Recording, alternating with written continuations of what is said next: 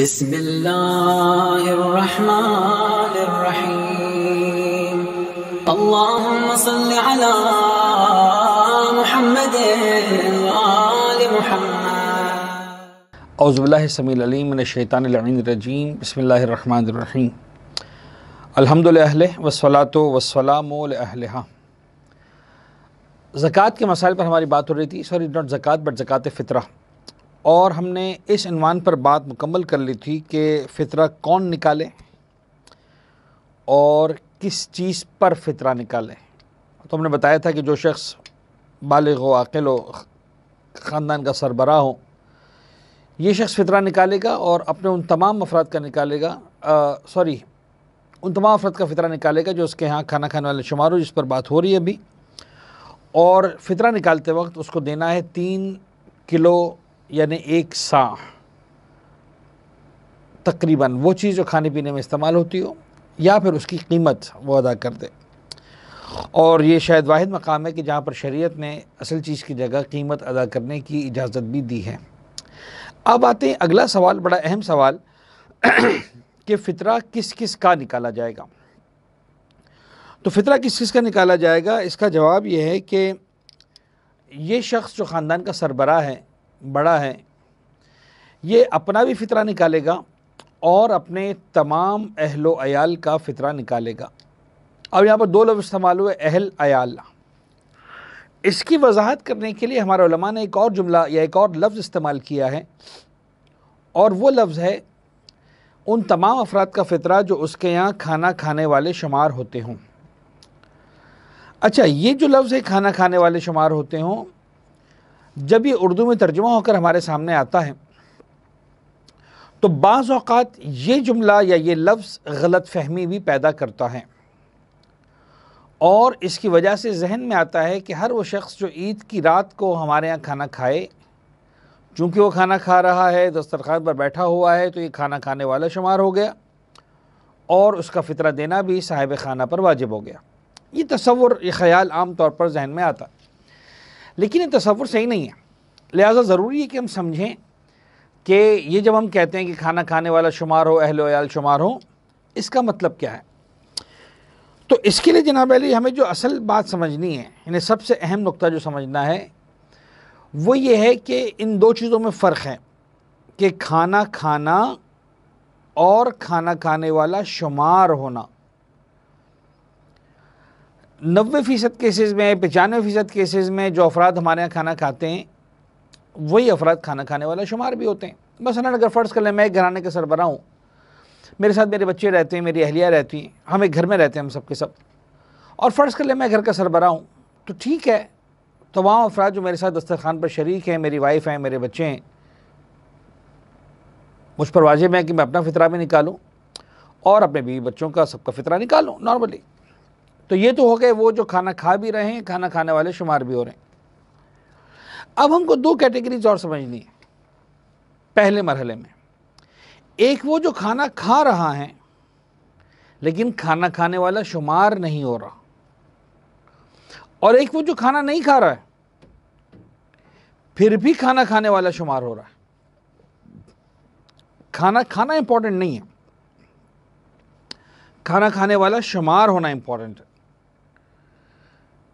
अब वो जो खाना नहीं खा रहा लेकिन फिर भी खाना खाने वाला शुमार हो रहा है, मैं पहले उसकी वजाहत कर दूं। मसलन फ़र्ज़ कर लीजिए कि ईद की रात को मेरा बेटा मसलन दोस्तों के साथ चला गया इफ्तार पर कहीं, और कहा कि बाबा मैं शॉपिंग वगैरह करके आऊँगा। ईद की रात को शॉपिंग करने चला गया। अब मेरा बेटा मिसाल के तौर पर ईद की रात को उसने मेरे यहाँ इफ्तार किया ही नहीं, तो घर पर ही नहीं था कि मेरा यहाँ खाना खाता। वो मगरिब से पहले ही घर से निकल चुका था, उसने इफ्तार कहीं और किया, और कहीं और इफ्तार करने के बाद शॉपिंग वगैरह पे चला गया। वो आया ही फजर की अज़ान के वक्त आसपास, बहुत देर से आया।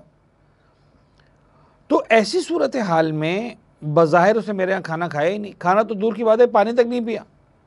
अच्छा, फ़र्ज़ करने मौका ऐसा बना कि वो आया, फजर के वक्त नज़दीक आया, नमाज़ पढ़ी, सो गया, 1 आध घंटे में उठ के जल्दी जल्दी वो नाश्ता भी नहीं कर सका, निकल गया ईद की नमाज़ पे मिसाल के तौर पर, और वहाँ से चला गया रिश्तेदारों से ईद मिलने, वहीं से खा पी के आया। यानी वो जो एक टाइमिंग्स हैं कि मगरिब के अज़ान से लेकर ईद के दिन दोपहर की अज़ान के वक्त तक, इत्तेफाकन मगरिब के अज़ान से लेकर दोपहर की अज़ान तक ईद के, इसने मेरे यहाँ एक कतरा पानी का भी नहीं पिया, खाना तो बहुत दूर की बात।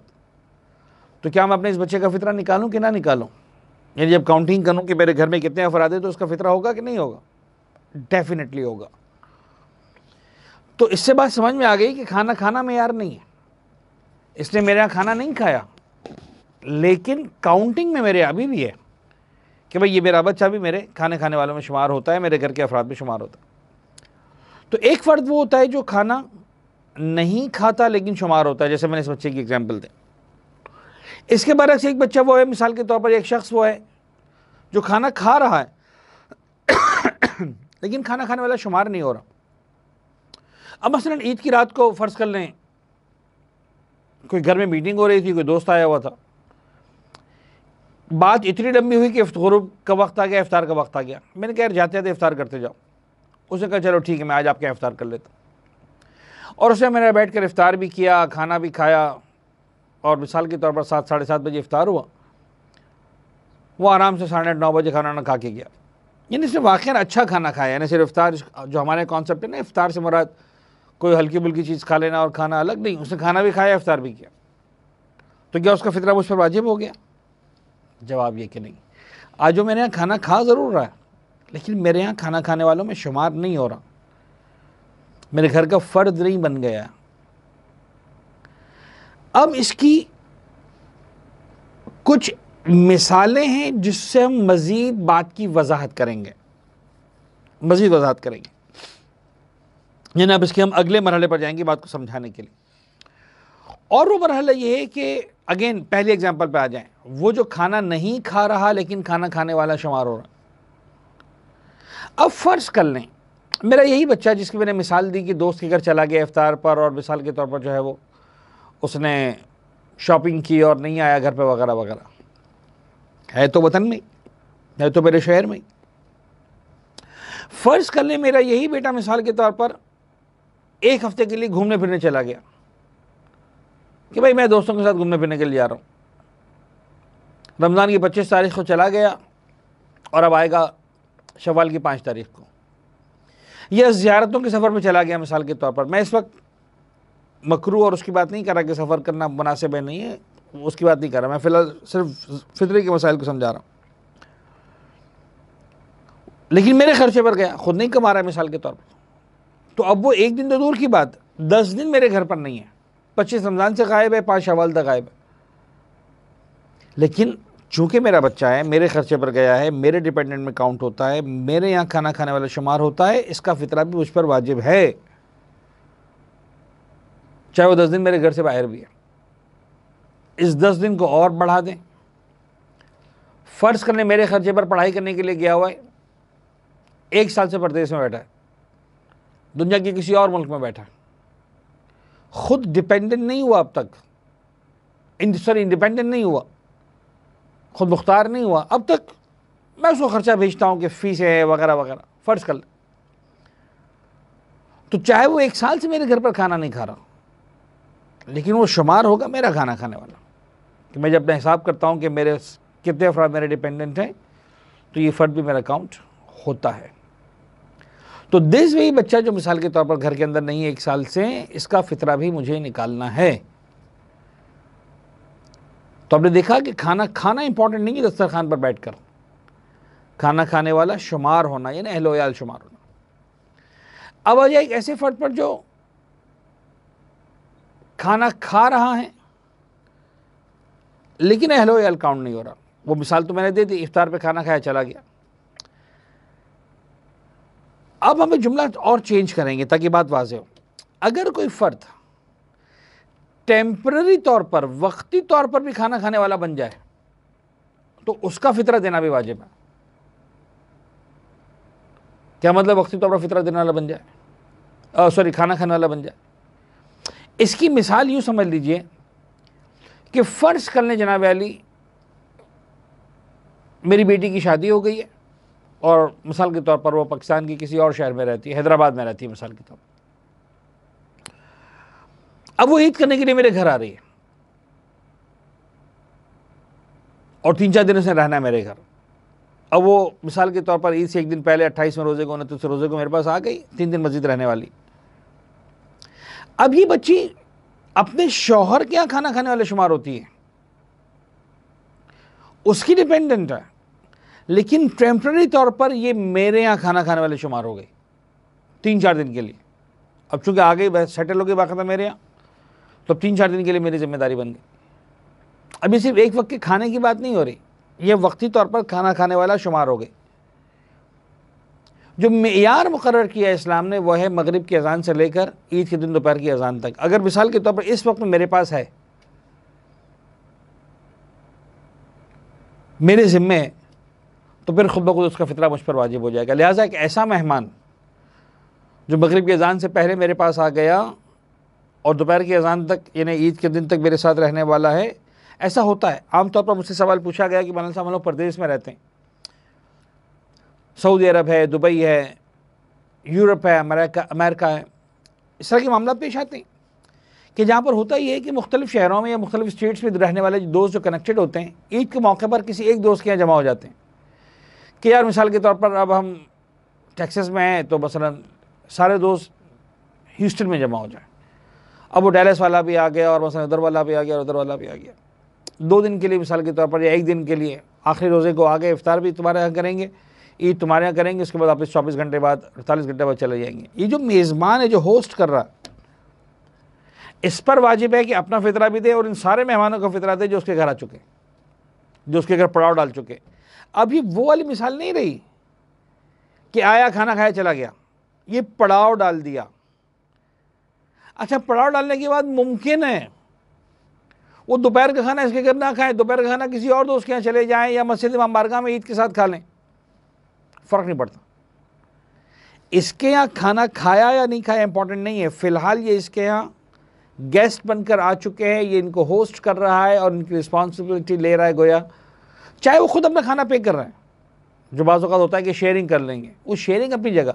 एक मरतबा आप होटल में जाते हैं, दैट्स डिफरेंट थिंग, जिसके मालिक से आपका लेना देना नहीं है, यू आर मतलब just paying for your the rent of your room, तो वहाँ आप किसी के डिपेंडेंट नहीं है, वहाँ आप सारा का सारा अपना खर्चा कर रहे हैं। लेकिन एक मरतबा एक दोस्त के यहाँ आप जा रहे हैं, ठीक है आप खाने पीने में शेयर कर रहे हैं, लेकिन आप एक तरह से रहने की कीमत नहीं दे रहे हैं। आप ठीक है उसका बोझ हल्का करने के लिए शेयरिंग कर रहे हैं, लेकिन वैसे आप कंसीडर्ड एज हिज गेस्ट्स, वो आपका होस्ट है, वो कहेगा हाँ भाई मेरे यहाँ आए हुए 4-5 लोग, ये 4-5 फैमिलीज़।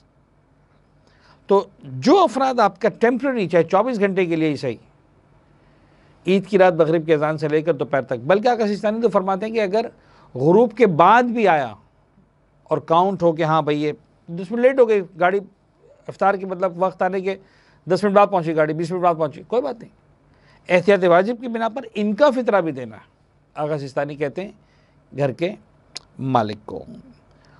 तो ये मसाइल इसको जहन में रख लें। अच्छा, अब इसके अंदर वो लोग जो आपके डिपेंडेंट हैं, सिंपल आ जाए दोबारा बिल्कुल बेसिक मसले पर, अपना और अपने अहलो अयाल का जो खाना खाने वाले शुमार होते हैं, तो उसके अंदर चाहे छोटे हो चाहे बड़े, नाबालिग बच्चे से लेकर बूढ़े माँ बाप तक सबका फितरा देना है। इवन मुसलमान हो या काफिर, यानी पैगम्बर के ज़माने में ऐसा मसला होता था कि शख्स मुसलमान हो गया, उसका काफिर माँ उसके साथ रह रही, देना। आज आपका कोई दोस्त ऐसा आ गया जो नॉन मुस्लिम है आपके घर, उसको पता ही नहीं इस्लाम क्या होता है, रमज़ान क्या होता है, फितरा क्या होता है, ईद क्या होती है, वैसे ही आपके घर आ गया और आपने इसको होस्ट भी किया है, ठीक है, उसका फितरा भी आपको देना है। चाहे उसका नफ़का आप पर देना वाजिब हो या ना हो, आपके खाना खाने वाले शुमार हो रहे हो, वाजिब है। मसलन फ़र्ज़ करें आपका ड्राइवर, चौकीदार तनख्वाह ले रहा है आपसे, लेकिन तनख्वाह के साथ साथ आप उसको ट्रीट करते हैं घर के फ़र्द की तरह, यानी आपका खाना पीना उसका जो है आपके यहाँ से ही होता है सारा, कि ठीक है तुम घर के मतलब सर्वेंट क्वार्टर में रहो, लेकिन तुम हमारे घर के फ़र्द काउंट हो गए, तुम्हारी तनख्वाह अलग, तुम अपने घर में भिजवा दिया करना, अपने गाँव भिजवा दिया करना, इसका फितरा भी आपको देना। चौकीदार भी अगर आपके यहाँ नहीं खाता, बिल्कुल आता है जॉब करता चला जाता है और बात है, अगर आपके यहाँ काउंट होता है खाना खाने वाला, उसका फितरा भी आपको देना। अच्छा, अगर स्टेटस शिफ्ट हो जाए, ये भी बड़ा इंपॉर्टेंट है। मसलन एक खातून ने शादी कर ली, ईद से 1 दिन पहले शादी कर ली, कल तक अपने बाप की डिपेंडेंट थी, आज अपने शौहर की डिपेंडेंट हो गई, तो चाहे शौहर की घर आई भी नहीं है, मसलन शादी करके फ़र्ज़ कर लें एक शहर से दूसरे शहर जाना था, तो 29वें रोज़े को दोपहर को शादी करके निकले और जनाब अली 2-3 दिन चले गए हनीमून के लिए, मिसाल के तौर पर अपने घर में पहुँचे ही नहीं, शौहर के घर में खाना नहीं खाया, लेकिन काउंट हो रही है शौहर के यहाँ खाना खाने वाले। अब शौहर की रिस्पॉन्सिबिलिटी बन चुकी है। बच्चा पैदा हुआ मैटरनिटी होम में, बच्चे ने बाप के घर का मुंह तक नहीं देखा, 1 से 2 दिन बाद घर पे आएगा अगर आएगा तो, लेकिन काउंट हो गया कि हाँ ये बच्चा जो है वो मेरी रिस्पॉन्सिबिलिटी है। लिहाजा अगर फ़र्ज़ करें हालात ऐसे हो कि बीवी शौहर की डिपेंडेंट ना मानी जा रही हो,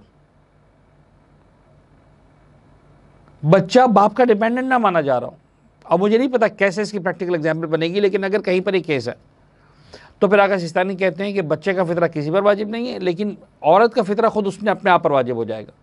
यानी अगर वो अपने शौहर की डिपेंडेंट भी ना रही, अपने बाप की डिपेंडेंट भी ना रही, तो फिर उसका फितरा उस पर ख़ुद पर वाजिब हो जाएगा, वो खुद कफील मानी जाएगी इस मामले में।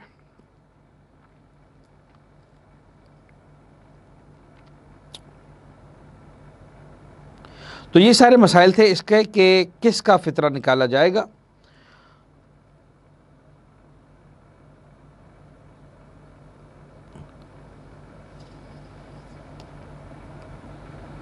ये मसला यहाँ पर अगर मुकम्मल हुआ, इंशाअल्लाह अब ये फ़ितरा किसको दिया जाएगा, उस तरह की जो अनवान है इस पर इंशाअल्लाह हम अगले दर्स में गुफ्तगू करेंगे। वसल्लल्लाहु अला मुहम्मदिन व आलिहि तय्यबीन अत्ताहिरीन।